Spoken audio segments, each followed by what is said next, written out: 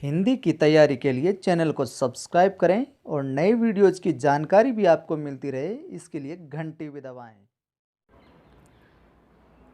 घिरे रहते हैं जो उदासी में हरदम, घिरे रहते हैं जो उदासी में हरदम, कभी उनके लब पे भी मुस्कान लाना।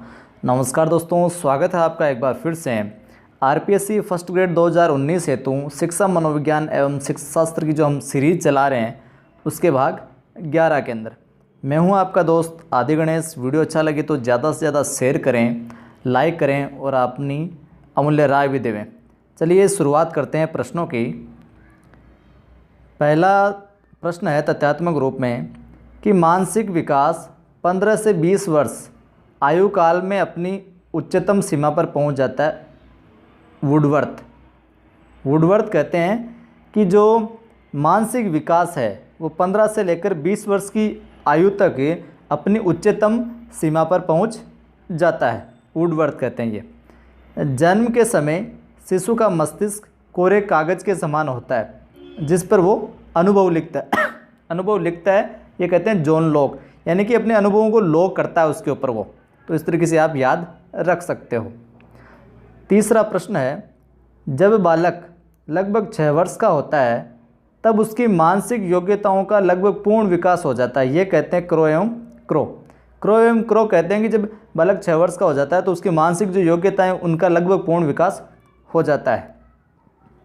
आगे देखते हैं, पुरस्कार एक सकारात्मक अभिप्रेरक है जबकि दंड नकारात्मक अभिप्रेरक है। प्रश्न देखने में बहुत सामान्य है लेकिन कई बार संशय हो जाता है, इसमें कंफ्यूज हो जाते हैं। तो पुरस्कार एक सकारात्मक है जबकि दंड नकारात्मक अभिप्रेरक है। अगला देखिए, कालानुक्रमिक आयु को शारीरिक आयु, वास्तविक आयु, तैथिक आयु तथा क्रोनोलॉजिकल एज भी कहते हैं। ध्यान रखिए, इनको पर्याय हैं ये नाम के। आगे बात करते हैं प्रक्षेपण क्या है। तो प्रक्षेपण का अर्थ है आरोपित करना। अपने दोषों, कमियों, दुर्गुणों, भावनाओं, विचारों, इच्छाओं, गुणों, आवेगों तथा प्रवृत्तियों को दूसरों पर थोपना। आरोपित करना या दूसरों पर थोपना।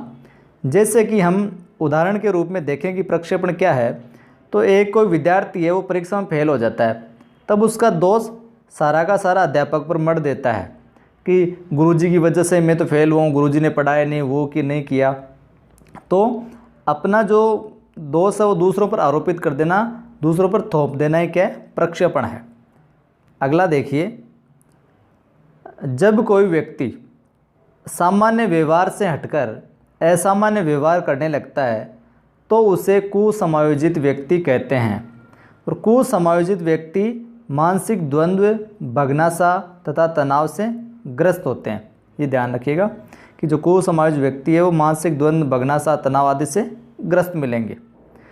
कोई भी बालक जिसका व्यवहार साधारणतया सामाजिक व्यवहार से इतना भिन्न हो जाए कि उसे समाज विरोधी कहा जा सके, बाल अपराधी कहलाता है। मतलब कोई भी बालक वो ऐसा व्यवहार करने लग जाए जो समाज के जो अन्य बालक हैं वो व्यवहार करते हैं उनसे बहुत ज़्यादा भिन्न हो जाए और जिसे समाज विरोधी कहा जा सके कि ये तो समाज के विरुद्ध है, तो वो क्या कहलाएगा, बाल अपराधी कहलाएगा। ये कथन, ये परिभाषा किसकी है, गुड की। बाल अपराध के विषय में स्किनर कहते हैं कि बाल अपराध की परिभाषा किसी कानून के उल्लंघन के रूप में की जाती है जो किसी वयस्क द्वारा किए जाने पर अपराध होता है। ये कहते हैं स्किनर कि बाल अपराध जो है उसकी परिभाषा किसी कानून के उल्लंघन के रूप में की जाती है, कानून तोड़ने के रूप में की जाती है जो किसी वयस्क द्वारा किए जाने पर अपराध होता है, तो वो उसके बाल अपराध की श्रेणी में रखा गया। स्किनर ने ये कहा। अभिवृत्ति के 3 प्रकार होते हैं और कौन कौन से होते हैं वो ध्यान रखिएगा, सकारात्मक, नकारात्मक और तटस्थ अभिवृत्ति। अब देखिए, इसमें तटस्थ अभिवृत्ति को हम समझते हैं कि किसी व्यक्ति या बालक को क्रिकेट या हॉकी दोनों के प्रति शून्य अभिवृत्ति है, दोनों में रुचि नहीं है उसकी, तो इसे तटस्थ अभिवृत्ति कहेंगे। 11 नंबर देखिए कि अभियोग्यता किसी व्यक्ति के प्रशिक्षण के बाद उसकी ज्ञान दक्षता अथवा प्रतिक्रियाओं को सीखने की योग्यता है। बिंगम ये कहते हैं कि जो अभियोग्यता है वो किसी व्यक्ति के प्रशिक्षण के बाद में उसकी ज्ञान, दक्षता अथवा प्रतिक्रियाओं को सीखने की जो योग्यता है वो है। आगे देखते हैं 12 नंबर। ये कंप्यूटर से जो रिलेटेड प्रश्न आते हैं वो भी हैं। सबसे अधिक मेमोरी टेराबाइट, सबसे अधिक मेमोरी टेराबाइट और सबसे कम मेमोरी किलोबाइट होती है। Email, world wide web, e commerce, internet, phone आदि ई सेवाओं में शामिल है।